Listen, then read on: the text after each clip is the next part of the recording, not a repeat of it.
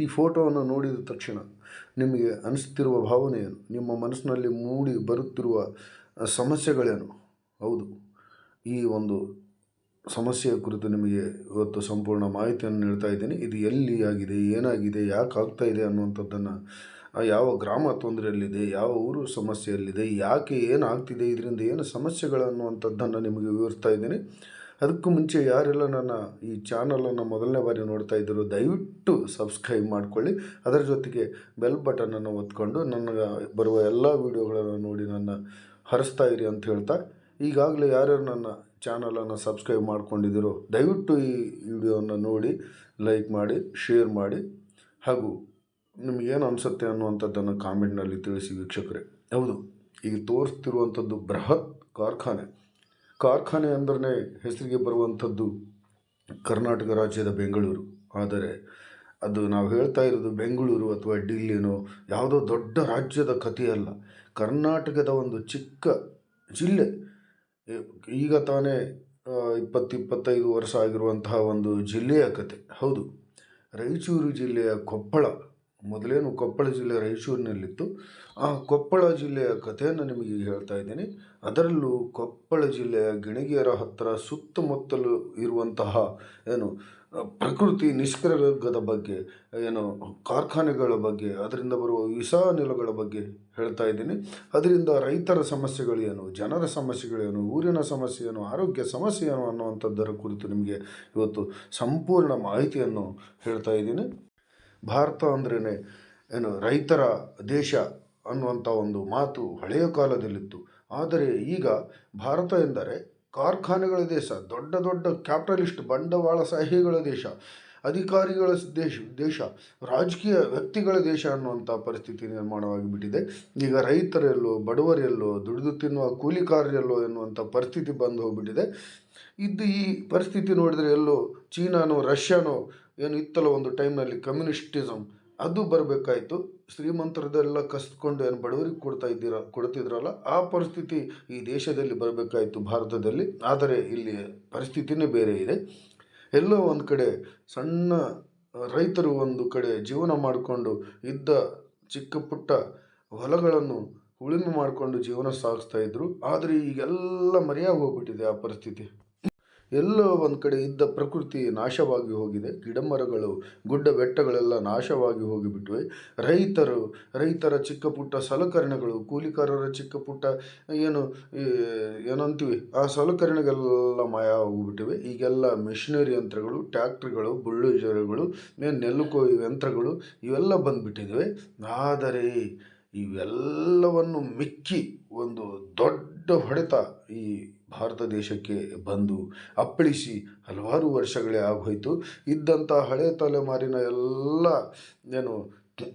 ಯಂತ್ರೋಪಕರಣಗಳು, ರೈತರ ಜೀವನಾಡಿ ಆದಂತಹ ರೈತರ ಹೊಲಗದ್ದೆಗಳು, ಪ್ರಕೃತಿ, ಬೆಟ್ಟ ಗುಡ್ಡ ಕಾಡು ಎಲ್ಲ ಮಾಯವಾಗಿ ಹೋಗ್ಬಿಟ್ಟಿದೆ.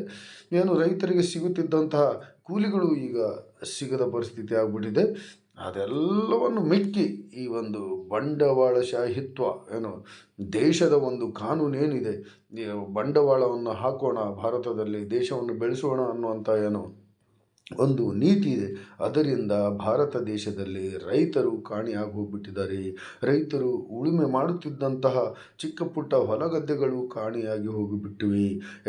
ಪರಿಸರವನ್ನು ಕಾಪಾಡುತ್ತಿದ್ದಂತಹ ಪ್ರಕೃತಿ, ಹೊಲ, ಗುಡ್ಡ ಕಾಡು, ನೀರು, ನದಿ, ಹೊಳ್ಳ ಕೊಳ್ಳಗಳೆಲ್ಲ ಕೊಚ್ಚಿಕೊಂಡು ಹೋಗಿ ಆ ಸ್ಥಳಗಳಲ್ಲಿ ಇಂಥ ದೊಡ್ಡ ದೊಡ್ಡ ಕಾರ್ಖಾನೆಗಳು, ಸ್ಟೀಲ್ ಕಂಪನಿಗಳು, ಮೈನಿಂಗ್ ಊರುಗಳು, ದೊಡ್ಡ ದೊಡ್ಡ ಬಂಡವಾಳಶಾಹಿಗಳ ಒಂದು ಸಾಮ್ರಾಜ್ಯವಾಗಿ ನಿರ್ಮಾಣವಾಗಿ ಬಿಟ್ಟಿದೆ ಅಂತಲೇ ಹೇಳ್ಬೋದು.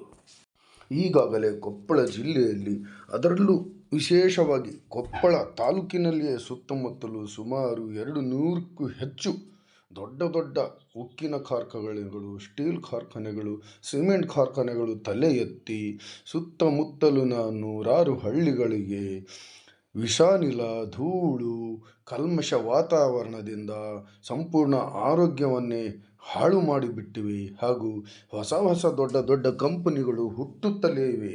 ಇದಕ್ಕೆ ಸರ್ಕಾರ ಹ್ಞೂ ಅನ್ನುತ್ತಲೇ ಬಂದು ಇಡೀ ಮಾನವ ಕುಲವನ್ನು ನಾಶ ಮಾಡುವತ್ತ ಹೊರಟಿದೆ ಅಂತಲೇ ಹೇಳ್ಬೋದು. 200ಕ್ಕೂ ಹೆಚ್ಚಿನ ಕಾರ್ಖಾನೆಗಳಲ್ಲಿ ಒಂದು ಕಂಪನಿ ಬಲ್ಡೋಟ ಕಂಪನಿ ಇದಾಗಲೇ ತನ್ನ ಒಂದು ದೊಡ್ಡ ಸ್ಟೀಲ್ ಪ್ಲ್ಯಾಂಟನ್ನು ಈ ಗಿಣಿಗೆರ ಸುತ್ತಮುತ್ತಲಿನ ಏರಿಯಾದಲ್ಲಿ ಹೊಂದಿದೆ. ಅದರಲ್ಲೂ ವಿಶೇಷವಾಗಿ ರಾಜ್ಯದಲ್ಲಿಯೇ ಅತಿ ದೊಡ್ಡ 2ನೇ ಸ್ಟೀಲ್ ಪ್ಲ್ಯಾಂಟನ್ನು ಇಲ್ಲಿ ಈ ಬಲ್ಡೋಟ ಕಂಪನಿಯು MSPL ಸ್ಟೀಲ್ ಘಟಕವನ್ನು ವಿಸ್ತರಣೆಗೊಳಿಸಲು ಈಗಾಗಲೇ ಸಜ್ಜಾಗಿ ನಿಂತಿದೆ. 55,000 ಕೋಟಿಗೂ ಅಧಿಕ ಬಂಡವಾಳವನ್ನು ಹೂಡಿ ಸುಮಾರು 11 ಮಿಲಿಯನ್ ಟನ್ನಷ್ಟು ಮೊತ್ತದ ಸಾಮರ್ಥ್ಯದ ಸ್ಟೀಲನ್ನು ಉತ್ಪಾದಿಸಿ ತನ್ನ ದೊಡ್ಡ ಮಟ್ಟದ ಲಾಭಕ್ಕೆ ಮುಂದಾಗಿ ಈ ದೊಡ್ಡ ಮಟ್ಟದ ಹಾನಿಯನ್ನು ಪರಿಸರದಲ್ಲಿ ಕೊಪ್ಪಳ ಜಿಲ್ಲೆಯಲ್ಲಿ ಮಾಡಿ ಈಗ ಸದ್ದು ಮಾಡ್ತಾ ಇದೆ. ಈಗಾಗಲೇ ಹಲವಾರು ದಿನಗಳ ಹಿಂದೆ 1,000 ಎಕರೆ ಭೂಮಿಯನ್ನು ರೈತರಿಂದ ಖರೀದಿ ಮಾಡಿರುವಂತಹ ಈ ಕಂಪನಿ ಈಗ ಆಗಲೇ ಇರುವಂತಹ ತನ್ನ ಸ್ಟೀಲ್ ಕಂಪನಿಯನ್ನು ಮತ್ತಷ್ಟು ವಿಸ್ತರಿಸಲು ಆ ಕೆಲಸಕ್ಕಾಗಿ ಸರ್ಕಾರದಿಂದ ಆಗಲೇ ಆರ್ಡ್ರನ್ನು ಪಡೆದು ಕೆಲಸವನ್ನು ಪ್ರಾರಂಭಿಸಿ ಆಗಲೇ ಈ ಕೊಪ್ಪಳ ಜಿಲ್ಲೆಯನ್ನು ನಾಶ ಮಾಡಲು ಹೊರಟೇ ಬಿಟ್ಟಿದೆ. ಮಾತಿಗೆ 15,000 ಉದ್ಯೋಗ ಸೃಷ್ಟಿಯಾಗಲಿದೆ, ಸುತ್ತಮುತ್ತಲ ಜನರಿಗೆ 15,000 ಉದ್ಯೋಗ ದೊರಕಲಿದೆ ಎನ್ನುವಂಥ ಸುಳ್ಳು ಮಾತನ್ನು ಹೇಳ್ತಾ ಈ ಕೊಪ್ಪಳ ನಗರವನ್ನು ಹೊಂದಿಕೊಂಡೇ ಈ ಫ್ಯಾಕ್ಟ್ರಿ ಕೊಪ್ಪಳವನ್ನು ಕುಲುಸಿತಗೊಳಿಸಲಿಕ್ಕೆ ತಯಾರಾಗಿ ನಿಂತುಬಿಟ್ಟಿದೆ.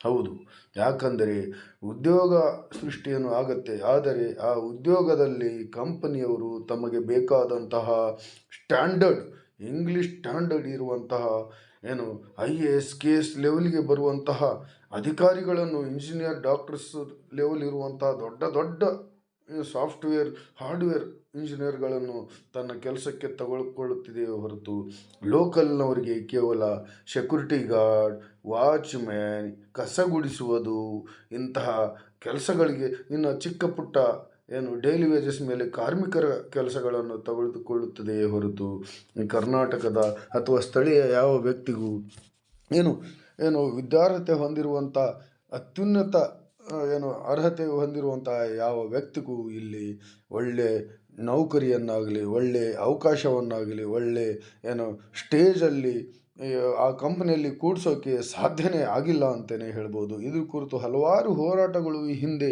ಹಲವಾರು ಸಂಘಟನೆಗಳು ಕೊಪ್ಪಳ ಜಿಲ್ಲೆಯಲ್ಲಿ ಮಾಡಿವೆ. ಆದರೆ ಯಾವುದೇ ಒಂದು ಪರಿಸ್ಥಿತಿಯೂ ಕೂಡ ಇನ್ನೂ ಬದಲಾಗಿಲ್ಲ. ಮೊದಲು ಹೇಗಿತ್ತು ಅದೇ ರೀತಿಯ ಪರಿಸ್ಥಿತಿಯಲ್ಲಿ ಈ ಕೊಪ್ಪಳ ಜಿಲ್ಲೆಯ ಕಾರ್ಖಾನೆಗಳು, ಈ ಕೊಪ್ಪಳ ಜಿಲ್ಲೆಯ ವಾತಾವರಣ ನಡೆದಿದೆ. ತುಂಗಾಭದ್ರಾ ನದಿ ಈ ಅಕ್ಕಪಕ್ಕದಲ್ಲಿ ಹರಿದು ಹೋಗುವುದರಿಂದ ನೀರಿನ ಸಮಸ್ಯೆ ಯಾವುದೇ ತೊಂದರೆ ಆಗದಂತೆ ಈ ಫ್ಯಾಕ್ಟ್ರಿಗಳು ಇಲ್ಲಿ ತಲೆ ಎತ್ತುತ್ತಿವೆ ಅಂತಲೇ ಹೇಳ್ಬೋದು. ಅದರ ಮೂಲಕ ತಮ್ಮ ಫ್ಯಾಕ್ಟ್ರಿಯಿಂದ ಹೊರಸೂಸುವಂಥ ತ್ಯಾಜ್ಯ ಅನಿಲಗಳನ್ನು ಕೆಟ್ಟ ಕೆಟ್ಟ ಕೆಮಿಕಲ್ ಮಿಶ್ರಿತ ಧೂಳನ್ನು ಈ ನದಿಗಳಲ್ಲಿ ರಾತ್ರೋರಾತ್ರಿ ಉಗುಳ್ತಾ ಇದ್ದಾವೆ ತನ್ನ ಕಂಪನಿಯ, ತನ್ನ ಫ್ಯಾಕ್ಟ್ರಿಯ ಬಾಯಿಂದನೇ ಅಂತ ಹೇಳ್ಬೋದು. ಇದರ ಮೂಲಕ ಜನರ ಜೀವನವನ್ನು ಅಸ್ತವ್ಯಸ್ತಗೊಳಿಸಿ, ದುಸ್ತರಗೊಳಿಸಿ, ಶುದ್ಧ ಗಾಳಿ ಸಿಗದೆ ಆರೋಗ್ಯದ ಮೇಲೆ ದುಷ್ಪರಿಣಾಮ ಬೀಳಿದೆ ಅಂತಲೇ ಹೇಳ್ಬೋದು. ಇದರಿಂದ ರೈತರ ಹೊಲಗಳಾಗಲಿ ಧೂಳು ಮಿಶ್ರಿತವಾಗಿ ಬೆಳೆಗಳು ರೋಗಗ್ರಸ್ತವಾಗಿ ರೈತರು ದೊಡ್ಡ ಸಂಕಷ್ಟದಲ್ಲಿ ಬಿದ್ದು ಬೆಳೆಗಳು ಇಳಿಮುಖವಾಗಿ ರೈತರ ಸಂಖ್ಯೆ ಹಾಗೂ ಗದ್ದೆಗಳ ಸಂಖ್ಯೆಯನ್ನು ಕಡಿಮೆಯಾಗಿಬಿಟ್ಟಿವೆ. ಹೀಗೆ ಈಗಾಗಲೇ ಕೊಪ್ಪಳದ ಸುತ್ತಮುತ್ತ ಹಳ್ಳಿಗಳು, ಹೊಲಗದ್ದೆಗಳು, ಹಳ್ಳ ಕೊಳ್ಳಗಳು, ಜನರ ಆರೋಗ್ಯ ನೂರಾರು ಫ್ಯಾಕ್ಟ್ರಿಗಳಿಂದ ರೋಸಿ ಹೋಗಿವೆ. ಅನಾರೋಗ್ಯಕ್ಕೆ ತುತ್ತಾಗಿ ಏನು ಮಾಡದಂತಹ ಪರಿಸ್ಥಿತಿಯಲ್ಲಿವೆ. ಇನ್ನು ಹೊಸ ಕಂಪನಿಗಳು, ಹೊಸ ಫ್ಯಾಕ್ಟ್ರಿಗಳು ಬೇಡ ಎನ್ನುವಂತಹ ಒಂದು ಆಂದೋಲನ ಈಗ ಕೊಪ್ಪಳ ಜಿಲ್ಲೆಯಲ್ಲಿ, ಅದರಲ್ಲೂ ವಿಶೇಷವಾಗಿ ಗಿಣಿಗೇರದಿಂದ ಒಂದು ಆಂದೋಲನ ಎದ್ದು ಬರುತ್ತಿದೆ. ಲೇಟಾಗಿ ಆದರೂ ಲೇಟೆಸ್ಟ್ ಆಗಿ ಈ ಒಂದು ಹೋರಾಟ ಸ್ಟಾರ್ಟ್ ಆಗಿದೆ. ಅದು ಯಾವ ಹೋರಾಟನೂ ಅಲ್ಲ, ಒಂದು ಕೊಪ್ಪಳ ಜಿಲ್ಲಾ ಬಚಾವೋ ಆಂದೋಲನ ಸಮಿತಿ ಅನ್ನುವಂತಹ ಒಂದು ಸಮ ಮನಸ್ಸಿನ ಒಂದು ಗುಂಪು ಈ ಸಂಘಟನೆಯನ್ನು ರಚಿಸಿಕೊಂಡು ಕೊಪ್ಪಳ ಜಿಲ್ಲೆಯಲ್ಲಿ, ಅದರಲ್ಲೂ ಗಿಣಿಗೆರ ಸುತ್ತಮುತ್ತ ಇರುವಂತಹ ಕಾರ್ಖಾನೆಗಳ ವಿರುದ್ಧ ಹಲವಾರು ವರ್ಷಗಳಿಂದ ಹೋರಾಡ್ತಾನೆ ಇದ್ದಾವೆ, ಆದರೆ ಯಶಸ್ಸು ಸಿಕ್ಕಿಲ್ಲ. ಆದರೆ ಈ ಬಾಲ್ಡೋಟ ಕಂಪನಿ ಏನು ಒಂದು ದೊಡ್ಡ ರಾಜ್ಯದಲ್ಲಿ 2ನೇ ದೊಡ್ಡ ಸ್ಟೀಲ್ ಕಂಪನಿಯನ್ನು ವಿಸ್ತರಣೆ ಮಾಡಲಿಕ್ಕೆ ಹೊಂಟಿದೆ. ಅದಕ್ಕಾಗಿ ಅದರ ವಿರುದ್ಧವಾಗಿ ಈ ರೈತರ ಪರವಾಗಿ, ಸುತ್ತಮುತ್ತಲಿನ ಗ್ರಾಮಸ್ಥರ ಪರವಾಗಿ, ಪರಿಸರ ಸಂರಕ್ಷಣೆ ಪರವಾಗಿ ಈಗ ಹೋರಾಟಕ್ಕೆ ಎದ್ದು ನಿಂತಿದೆ.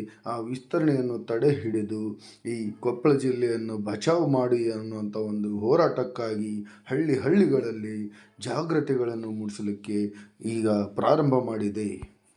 ಕೊಪ್ಪಳ ಜಿಲ್ಲೆಯಲ್ಲಿ ಅಣು ಸ್ಥಾವರಗಳು ಹಾಗೂ MISPL ಕಂಪನಿಯ ಬೃಹತ್ ವಿಸ್ತರಣೆಯ ವಿರುದ್ಧ ಈಗಾಗಲೇ ಕೊಪ್ಪಳ ನಗರ ಹಾಗೂ ಗ್ರಾಮೀಣ ಭಾಗದಲ್ಲಿ ಜನರಲ್ಲಿ ಜಾಗೃತಿ ಮೂಡಿಸಲಿಕ್ಕೆ ಜನಜಾಗೃತಿ ಅಭಿಯಾನವನ್ನು ಈ ಸಮಿತಿಯು ರೂಪುರೇಷೆಗಳೊಂದಿಗೆ ಪ್ರಾರಂಭ ಮಾಡಿ ಈ ಕಾರ್ಖಾನೆಯ ವಿಸ್ತರಣೆಯ ವಿರುದ್ಧ ಹೋರಾಟಕ್ಕೆ ನಿಂತಿದೆ. ಈ ತಿಂಗಳ 17ರಿಂದ ಸ್ಟಾರ್ಟ್ ಮಾಡಿರುವಂತಹ ಈ ಜನಜಾಗೃತಿ ಅಭಿಯಾನವನ್ನು ಜನರನ್ನು ದೊಡ್ಡ ಮಟ್ಟದ ಜಾಗೃತಿ ಮೂಡಿಸಿ ದೊಡ್ಡ ಮಟ್ಟದ ಒಂದು ಸಂಘಟನೆ ಮಾಡಿ ಇದೇ ತಿಂಗಳ ಫೆಬ್ರವರಿ 24ರಂದು ಕೊಪ್ಪಳದಲ್ಲಿ ಬೃಹತ್ ಮಟ್ಟದ ಒಂದು ಹೋರಾಟವಾಗಿ ಕೊಪ್ಪಳ ಬಂದ್ ಕಾರ್ಯಕ್ರಮವನ್ನು ಹಮ್ಮಿಕೊಂಡಿದ್ದು, ಇದಕ್ಕೋಸ್ಕರ ಜನರಲ್ಲಿ ಜಾಗೃತಿ ಮೂಡಿಸಿ ಬೆಂಬಲವನ್ನು ಬಯಸ್ತಾ ಇದ್ದಾರೆ. ಇದಕ್ಕಾಗಿ ಇಡೀ ಕೊಪ್ಪಳ ಜಿಲ್ಲೆಯ ಜನರು ಈ ಸಂಘಟನೆಯೊಂದಿಗೆ ಕೈ ಜೋಡಿಸಿ ಈ ಪರಿಸರ ರಕ್ಷಣೆಗಾಗಿ ಹೋರಾಟ ಮಾಡಬೇಕಾದಂತಹ ಪರಿಸ್ಥಿತಿ ಪ್ರತಿಯೊಬ್ಬ ನಾಗರಿಕರಲ್ಲಿ ಮೂಡಬೇಕಾಗಿದೆ ಅಂತಲೇ ಹೇಳ್ಬೋದು. ಹಾಗೆ ನೋಡಿದರೆ ಈ ಮೊದಲಿನಿಂದಲೂ ಹಲವಾರು ಸಂಘಟನೆಗಳು ಇಲ್ಲಿರುವಂತಹ ಕಾರ್ಖಾನೆಗಳ ವಿರುದ್ಧ ಇಲ್ಲಿ ಕನ್ನಡಿಗರಿಗಾಗಿ ಹೋರಾಟವನ್ನು ಮಾಡಿದೆ. ಆದರೆ ಇದುವರೆಗೆ ಕನ್ನಡಿಗರಿಗೆ ಇಲ್ಲಿ ಪ್ರಾತಿನಿಧ್ಯ ಸಿಕ್ಕಿಲ್ಲ. ಆರೋಗ್ಯ ರಕ್ಷಣೆಗಾಗಲಿ ಪರಿಸರ ರಕ್ಷಣೆಗಾಗಲಿ ಇಲ್ಲಿ ಬೆಂಬಲ ಅಥವಾ ಜಯ ಸಿಕ್ಕಿಲ್ಲ ಅಂತಲೇ ಹೇಳ್ಬೋದು. ರಾಜ್ಯ ಸರ್ಕಾರ ಕೂಡ ಒಮ್ಮೆ ಕನ್ನಡಿಗರಿಗೆ ವಿಶೇಷ ಹುದ್ದೆಗಳನ್ನು ಸ್ಥಳೀಯ ಕಾರ್ಖಾನೆಗಳಲ್ಲಿ ಕೊಡಲಿಕ್ಕೆ ಒಂದು ಕಾನೂನನ್ನು ಮಾಡಲಿಕ್ಕೆ ಹೋಗಿ ಅರ್ಧಕ್ಕೆ ನಿಲ್ಲಿಸಿ ಈ ಕನ್ನಡಿಗರಿಗೆ ನಿರಾಸೆಯನ್ನು ಮಾಡಿತ್ತು. ಅದೇ ರೀತಿಯಾಗಿ ಈ ಒಂದು ಕಾರ್ಖಾನೆಗಳನ್ನು ನಿಲ್ಲಿಸುವ ಮೂಲಕ ಕರ್ನಾಟಕಕ್ಕೆ ಕೊಪ್ಪಳ ಜಿಲ್ಲೆಯನ್ನು ಕಾಪಾಡಬೇಕಾದಂತಹ ಒಂದು ಅನಿವಾರ್ಯತೆ ಇದೆ. ಇದಕ್ಕಾಗಿ ಕರ್ನಾಟಕ ಸರ್ಕಾರ ಏನಾದರೂ ಕಣ್ಣು ತೆರೆಯುತ್ತಾ ಈ ಹೋರಾಟಕ್ಕೆ ಮನ್ನಣೆ ಕೊಡುತ್ತಾ ಈ ಹೋರಾಟಕ್ಕಾಗಿ ಜನರ ಪರಿಶ್ರಮಕ್ಕೆ ತಕ್ಕ ಫಲ ಸಿಗುತ್ತಾ ಅನ್ನುವಂಥದ್ದನ್ನು ಕಾದು ನೋಡಬೇಕಾಗಿದೆ. ಅಥವಾ ಈ ಬಂಡವಾಳಶಾಹಿಗಳ ಬಲ ಹೆಚ್ಚಾಗುತ್ತಾ ಅಥವಾ ಈ ಹೋರಾಟಗಾರರ ಬಲ ಹೆಚ್ಚಾಗುತ್ತಾ ಅನ್ನುವಂಥದ್ದನ್ನು ಕೂಡ ಕಾದು ನೋಡಬೇಕಾಗಿದೆ ವೀಕ್ಷಕರೇ. ಕೊಪ್ಪಳ ಜಿಲ್ಲಾ ಬಚಾವ್ ಆಂದೋಲನ ಸಮಿತಿಯ ಸಂಚಾಲಕರಾದ ಶರಣು ಗಡ್ಡಿಯವರು ಹಾಗೂ ಯುವ ಮುಖಂಡರಾದ ಮಂಗಳೇಶ್ ರಾಠೋಡ್ ಅವರು ಈ ಸಂಘಟನೆಯಲ್ಲಿ ಮುಖ್ಯ ಪಾತ್ರವನ್ನು ವಹಿಸುತ್ತಾ ಈ ಹೋರಾಟಕ್ಕೆ ಮುಂದಾಗಿದ್ದಾರೆ. ಇದಕ್ಕೆ ಆ ಸಂಘಟನೆಯ ಎಲ್ಲ ಪದಾಧಿಕಾರಿಗಳ ಬೆಂಬಲವೂ ಇದೆ. ಸುತ್ತಮುತ್ತಲಿನ ಜನರು ಕೂಡ ಇದಕ್ಕಾಗಿ ಬೆಂಬಲ ಮಾಡಬೇಕಾದಂತಹ ಪರಿಸ್ಥಿತಿ ಇದೆ. ಇಲ್ಲದಿದ್ದರೆ ಕೊಪ್ಪಳ ಜಿಲ್ಲೆಯಲ್ಲಿ ಯಾವ ಗ್ರಾಮಗಳು ಉಳಿಯಲ್ಲ, ಯಾವ ರಸ್ತೆಗಳು, ಯಾವ ಹಳ್ಳ ಕೊಳ್ಳಗಳು, ಯಾವ ರೈತರ ಜಮೀನುಗಳು ಉಳಿಯದೆ ಇಡೀ ಫ್ಯಾಕ್ಟ್ರಿಮಯ ಕ್ಯಾಪಿಟಲಿಸ್ಟಿಸಮ್ ಆಗಿ ಹೋಗೋದರಲ್ಲಿ ಸಂದೇಹ ಇಲ್ಲವನ್ನಂತದನ್ನು ನಾನು ಈ ಚಾನಲ್ ಮುಖಾಂತರ ಕೊಪ್ಪಳ ಜಿಲ್ಲೆಯ ಜನರಿಗೆ, ಕರ್ನಾಟಕ ಸರ್ಕಾರಕ್ಕೆ ತಿಳಿಸ್ತಾ ಇದ್ದೀನಿ. ಇಂಥದ್ದೆಲ್ಲ ನಿಂದಿರಿಸಿ ಜನರ ಪರವಾಗಿ, ರೈತರ ಪರವಾಗಿ ಈ ಸರ್ಕಾರ ನಿಲ್ಲಬೇಕು. ಇಲ್ಲದಿದ್ದರೆ ಈ ಹೋರಾಟ ರಾಜ್ಯ ಮಟ್ಟದಲ್ಲೂ ನಡೆಯುವಂತಹ ಪರಿಸ್ಥಿತಿ ಬರಬಹುದು ಅನ್ನುವಂಥ ಮಾತನ್ನು ನಾನು ಹೇಳ್ತಾ, ಇಡೀ ಕೊಪ್ಪಳ ಜಿಲ್ಲೆಯ ಜನರು ಈ ಹೋರಾಟಕ್ಕೆ ಕೈ ಜೋಡಿಸಬೇಕಾದಂತಹ ಪರಿಸ್ಥಿತಿ ಇದೆ. ಕೊಪ್ಪಳದ ಹಾಲವರ್ತಿ ಎನ್ನುವಂತಹ ಗ್ರಾಮದಲ್ಲಿ ಈ ಸಮಸ್ಯೆ ಮುಕ್ಕುರಿಸಿಕೊಂಡಿದ್ದು ಇಡೀ ಕೊಪ್ಪಳ ಜಿಲ್ಲೆಗೆ ಇದು ಪೆಡಂಭೂತವಾಗಿ ಕಾಡ್ತಾ ಇದೆ. ಇದಕ್ಕಾಗಿ ಇಲ್ಲಿಯ ಸ್ಥಳೀಯ ಶಾಸಕರಾಗಲಿ, ಸರ್ಕಾರವಾಗಲಿ, ಸಚಿವರಾಗಲಿ, ಜಿಲ್ಲಾಧಿಕಾರಿಗಳಾಗಲಿ ಯಾವ ಕ್ರಮಕ್ಕೆ ಮುಂದಾಗ್ತಾರೆ ಅನ್ನುವಂಥದ್ದನ್ನು ನೋಡಬೇಕಾಗಿದೆ. ರೈತರ ಪರವಾಗಿ ಇರ್ತಾರೋ ಅಥವಾ ಬಂಡವಾಳಶಾಹಿಗಳ ಪರವಾಗಿ ಇರ್ತಾರೋ ಅನ್ನುವಂಥದ್ದನ್ನು ಕಾದು ನೋಡಬೇಕಾಗಿದೆ. ಈ ಮೂಲಕ ರೈತರ ನಾಶವನ್ನು ತಡೆಯಬೇಕಾದಂಥ ಸುತ್ತಮುತ್ತ ಹಳ್ಳಿಗಳ ಜನರ ಆರೋಗ್ಯವನ್ನು, ಪ್ರಕೃತಿಯನ್ನು, ನಿಸರ್ಗವನ್ನು, ಪರಿಸರವನ್ನು ಕಾಪಾಡಬೇಕಾದಂತಹ ಕರ್ತವ್ಯ ಇಡೀ ರಾಜ್ಯದ ನಾಗರಿಕರಿದೆ. ಈ ನಿಟ್ಟಿನಲ್ಲಿ ಸರ್ಕಾರ ಕೂಡ ಸೂಕ್ತ ಕ್ರಮ ತಗೊಳ್ಳಬೇಕು. ಸ್ಥಳೀಯ ನಾಯಕರು ಮತ್ತು ಜಿಲ್ಲಾಧಿಕಾರಿಗಳು, ಜಿಲ್ಲಾ ಆಡಳಿತ ಇದರ ಬಗ್ಗೆ ಸೂಕ್ತ ಕ್ರಮ ತೆಗೆದುಕೊಳ್ಳಬೇಕು ಅಂತ ಹೇಳ್ತಾ ಈ ವಿಡಿಯೋವನ್ನು ಮುಕ್ತಾಯ ಮಾಡ್ತಾ ಇದ್ದೀನಿ. ನಿಮಗೆ ಈ ವಿಡಿಯೋ ಬಗ್ಗೆ ನಿಮಗೇನು ಅನಿಸುತ್ತೆ ಕಾಮೆಂಟ್ನಲ್ಲಿ ಹಾಕಿ. ಏನು ಮಾಡಬೇಕಾಗಿದೆ ಅನ್ನುವಂಥದ್ದನ್ನು ನೀವು ನಿರ್ಧಾರ ಮಾಡಿ. ಹೋರಾಟದಲ್ಲಿ ಎಲ್ಲರೂ ಭಾಗಿಯಾಗಿ ಅಂತ ಹೇಳ್ತಾ ಕನ್ನಡ ನಾಡಿನ ನೆಲ ಜಲ ಭಾಷೆಗಾಗಿ, ಕನ್ನಡಿಗರ ಸ್ವಾಭಿಮಾನ, ಆರೋಗ್ಯ ರಕ್ಷಣೆಗಾಗಿ, ರೈತರ ರಕ್ಷಣೆಗಾಗಿ, ಪ್ರಕೃತಿಯ ರಕ್ಷಣೆಗಾಗಿ ಎಲ್ಲರೂ ಹೋರಾಟಕ್ಕೆ ಒಂದಾಗಿ ಅಂತ ಹೇಳ್ತಾ ಎಲ್ರಿಗೂ ಧನ್ಯವಾದಗಳು.